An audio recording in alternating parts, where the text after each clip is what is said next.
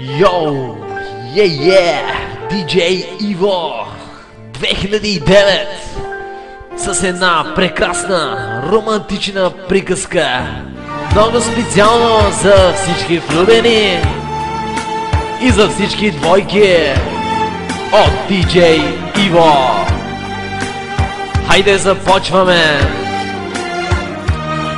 Бях на една сватба в Търговище. Седях на масата с приятели. Какво да видя? Отсреща едно момиче, толкова сладка, че за секунди ме омагьоса. Почнах да пия повече.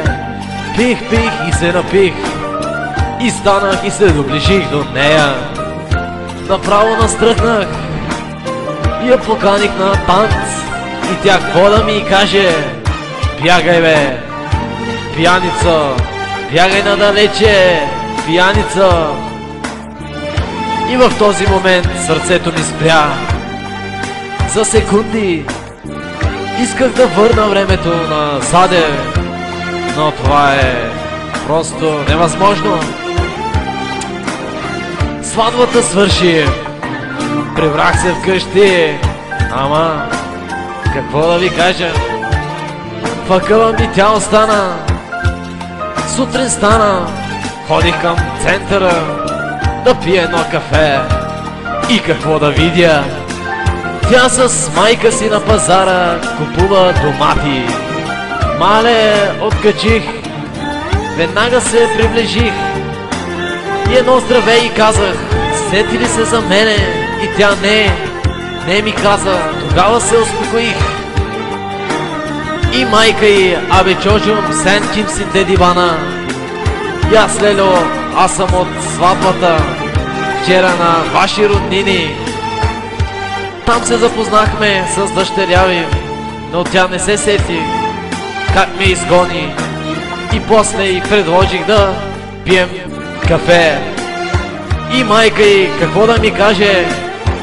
Пак сен не аз гъм чожук сум. Сикишем сени на азана деди, сиктир гит деди бана. И аз в шок, сърцето ми спря за минута. И си тръгнах. И по едно време, какво да видя? Момичето идва и ми вика: искам да ти кажа нещо.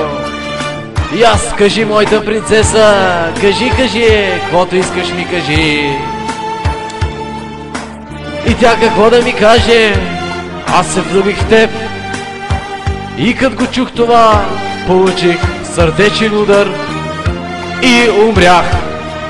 Умрях, ама сърцето ми подскачаше.